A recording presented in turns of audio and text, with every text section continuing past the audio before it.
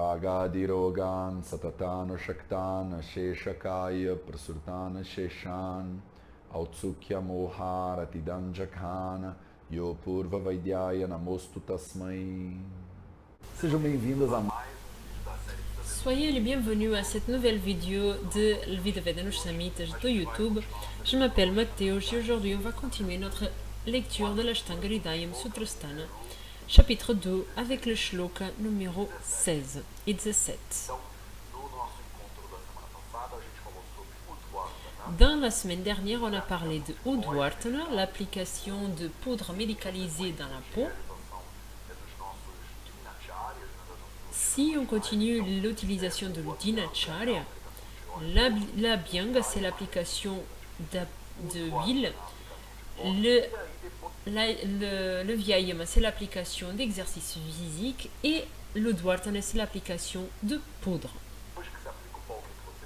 Après avoir appliqué la poudre, qu'est-ce que vous faites? C'est ce qu'on va apprendre maintenant. Et voici ce qui dit ce shloka. 17 dizem o seguinte: Dipanam vrushamayushyam snana bhurjabalapradam kandumalashramasveda tandra trundaha papmajit ushnambo nadah kayasya parisheko balavaha tenaivatutamangasya balahrutkesha chakshisham.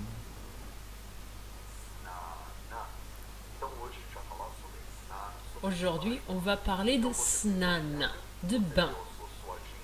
Donc, vous avez fait la Bhyanga, vous avez transpiré avec l'activité physique, vous avez enlevé l'excès d'huile avec Dvartana et maintenant vous allez dans le bain.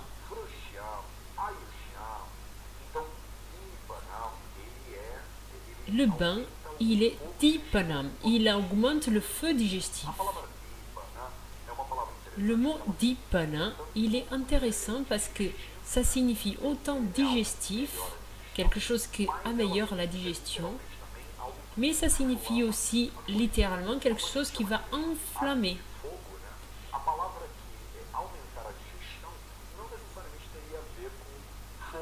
Dans notre compréhension moderne, là, le mot qui va améliorer la digestion ne va pas forcément augmenter en cas d'inflammation ou enflammer quelque chose. Mais le mot qu'on utilise en sanskrit est quelque chose qui est inflammable. Donc ça pourrait être le mot qu'on utilise pour les étincelles, par exemple. Donc on utilise ce mot dipana pour dire qu'elle augmente la digestion et elle enflamme. Pas dans le sens d'une inflammation, du sens pathologique, mais il y a une inflammation à ce niveau-là. Vrusha signifie que vous avez avec plus d'appétit sexuel. Ayushya signifie que votre vie est bénéficiée, donc dans le sens de la longévité. Snanam, donc le bain. Urja, force. Bala, c'est force également. Les deux mots sont très semblables. De force physique, de bonne disposition. Pradhan, donc ça donne ces choses-là à la personne. Donc ça augmente, donc le bain augmente la capacité digestive, l'envie et la capacité sexuelle. Donc le bain, c'est que des bonnes choses. Donc c'est pour ça qu'on recommande beaucoup le bain en Ayurveda. Donc le bain dans notre routine d'hygiène de vie, c'est quelque chose de très important. Il parlait déjà il y a 4000 ans.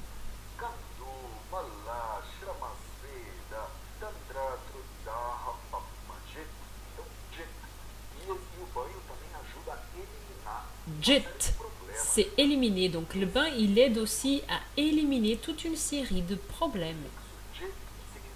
Ce suffixe jit signifie que ça va aider à conquérir, à résoudre toute une série de problèmes. Donc si vous avez un petit problème de prurit par exemple, le bain peut aider. Là, si vous êtes sale, si vous avez une impureté au niveau du corps, le bain peut aider. Shrama, si vous êtes fatigué, si vous êtes exhausté. Sveda, si vous êtes transpirant, le bain peut aussi aider à vous nettoyer, à nettoyer le corps de cette excrétion qui est la transpiration. Tandra, si vous êtes un peu fatigué, sans une bonne disposition physique ou mentale, ça peut aider également. Si vous avez soif, ou si vous avez sensation de chaleur excessive, Pap, c'est très souvent traduit comme le péché. Mais ici, on peut aussi utiliser cette expression comme la souffrance ou comme tristesse. Donc le bain, il a des effets psychologiques. Donc c'est merveilleux. Donc on finit le shloka numéro 16 en disant toutes les choses incroyables que le bain peut faire. Et après le shloka numéro 17, il continue.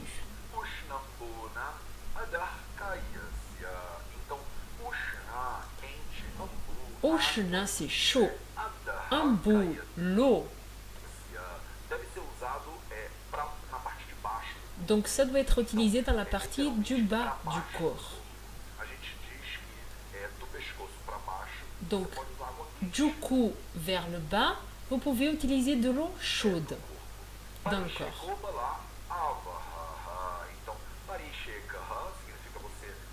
Parishekaha signifie que quand vous utilisez cette eau,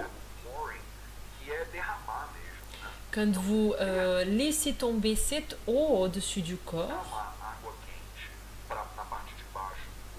quand vous déposez donc l'eau chaude dans la partie dessous du corps, donc en dessous de la ligne du cou, ça augmente la force du corps, l'eau chaude.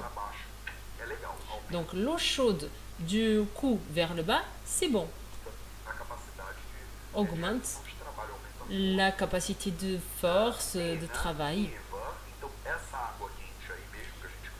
Mais cette même eau chaude qu'on vient de dire,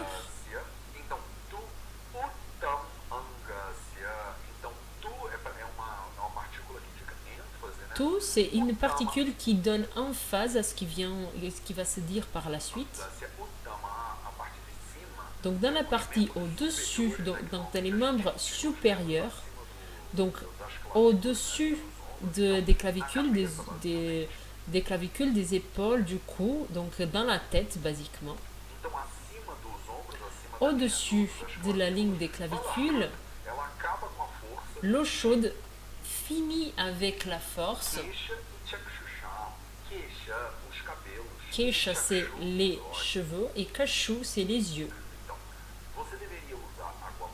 Donc vous devez utiliser de l'eau tiède, eau chaude du cou vers le bas pour donner force au corps, mais des épaules au-dessus, vous ne devez pas utiliser cette eau chaude parce qu'elle va arrêter avec la vigueur des cheveux et avec la bonne vision.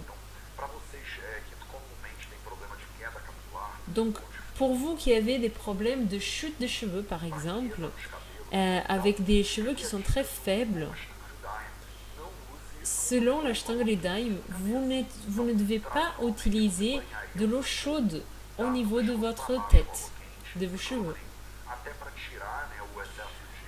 Au-dessous du cou, c'est intéressant parce que c'est mieux pour nettoyer, même pour enlever les excès de saleté, etc. L'eau chaude est très bénéfique. Mais des clavicules au-dessus, ça doit être la température ambiante. Dans l'époque des Samhites, maintenant qu'on a un petit peu fermé cette idée, que vous avez compris que vous allez faire l'application de Abhyanga, donc de oliation du corps, qu'après vous allez faire de l'activité physique, après vous allez faire Udvartana pour enlever l'excès d'huile et que par la suite vous faites le bain. Maintenant, vous allez comprendre que traditionnellement, à l'époque où ces samhitas sont écrits, le bain, il est fait d'eau exactement. Simplement de l'eau. On utilisait de l'eau chaude et de l'eau fraîche, mais sans savon, sans shampoing, sans rien. Parce que l'huile de la Bhyanga et la poudre de Udvartana, il faisait toutes les fonctions de ces choses qu'on utilise dans le bain, comme les savons ou les shampoings.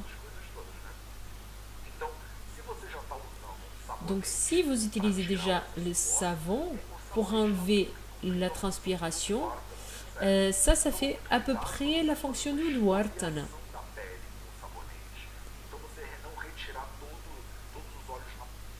L'idée avec le savon, c'est de ne pas faire une exfoliation avec ce savon, de ne pas enlever toutes les huiles naturelles du corps, de votre peau, comme on a déjà un petit peu parlé quand on a parlé d'Abhyanga.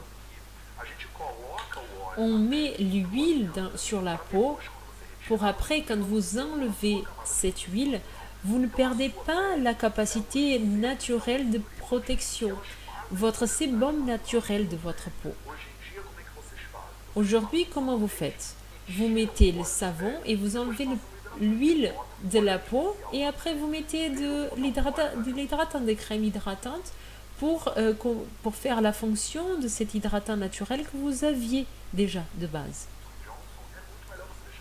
Donc, au lieu de mettre l'huile de Johnson, il est beaucoup mieux de laisser votre propre huile, de vos propres glandes sébacées.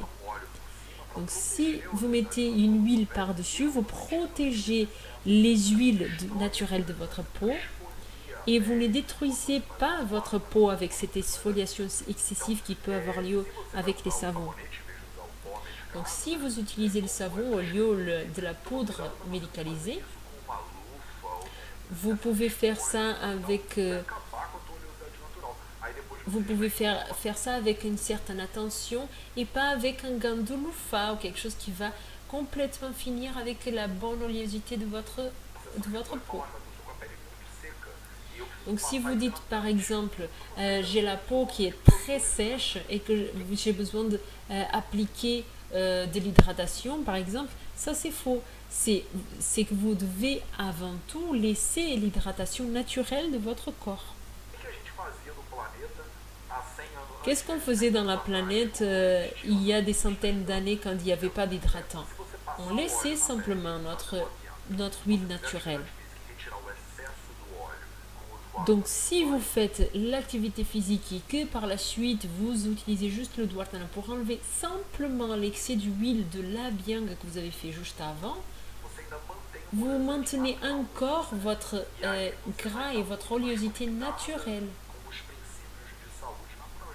Et donc, vous n'allez pas bouger dans les principes naturels de hydratation de votre corps. Donc, si vous commencez à mettre du shampoing, du savon, du conditionnateur, des parfums, tout ça, c'est des choses qui vont créer des problèmes au niveau de vos hormones parce qu'ils vont vous empêcher la transpiration, etc. Ce ne sont pas les choses idéales pour votre corps. Transpiration, c'est un processus qui est important, vous ne devez pas l'empêcher, vous ne devez pas mettre un déodorant qui empêche la transpiration, parce que c'est des excrétions naturelles qui doivent sortir. Donc ça va être préjudiciel pour votre santé, ça ne vous fera pas du bien. Ça, c'est le shloka que je voulais partager avec vous aujourd'hui, et maintenant on va sauter sur notre minute de sanskrit. Donc on va continuer notre étude des consonantes du Dhanvagri. On a déjà fait 6 consonantes. Aujourd'hui on va apprendre le J et le J. Le J et le J. Donc le son du J est translittérer naturellement comme je. Par exemple, quand on dit jeito, jeito c'est un mot en portugais, mais quand on dit étrageant, par exemple, c'est le J qu'on retrouve dans ce mot-là, le J de Jérôme, par exemple, c'est ce J-là qu'on retrouve. Je m'excuse par mon accent.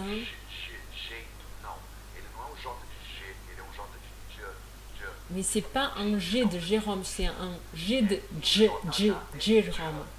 Je. C'est un accent particulier. C'est pas exactement comme on dit communément. Donc vous pouvez voir ici sur le côté comment le je et le je sont écrits. Et c'est intéressant dans la semaine qui suit que vous mélangez ça avec les voyelles que vous connaissez déjà.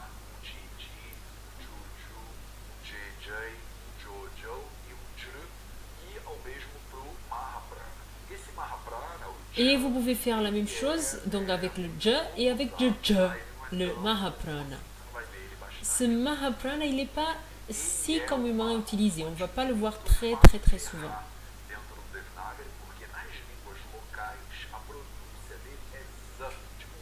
Dans une certaine prononciation locale en Inde, la prononciation du je c'est z.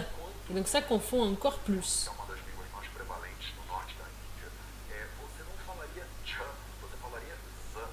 Donc dans certaines régions du nord de l'Inde qui sont assez traditionnelles, on dirait donc z au lieu de je. Et ça peut encore confondre. Donc les personnes, quand elles apprennent ça, elles apprennent en dehors de la grammaire du sanskrit, ils apprennent le z. Et ça n'existe pas. Ce son, il n'existe pas dans le Dhanvagari, en fait, dans le sanskrit. C'est le je. Si jamais vous écoutez quelqu'un qui dit z, vous savez déjà que c'est normal, mais c'est pas la façon dont c'est décrit dans le Dhanvagari, dans le sanskrit correct. C'est juste une prononciation.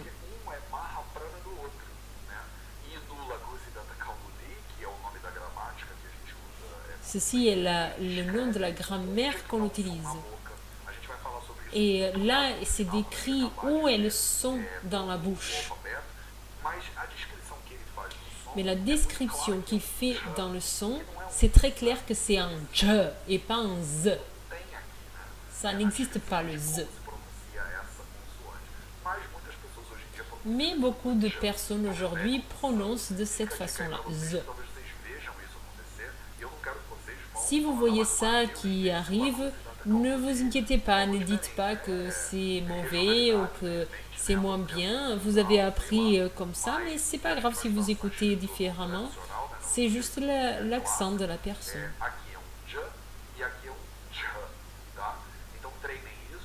Donc vous pouvez vous entraîner maintenant. Vous avez maintenant 8 consonantes. Mon objectif avec ça, c'est que toutes les semaines, vous pouvez regarder le shloka qu'on est en train de traiter et essayer de trouver toutes les voyelles, toutes les consonantes. Et vous pouvez identifier où elles sont, ces voyelles et ces consonantes. Et vous pouvez donc naviguer de plus en plus confortablement dans le sanskrit. On se retrouve très prochainement pour nos études et aussi pour les prochaines vidéos. Merci beaucoup.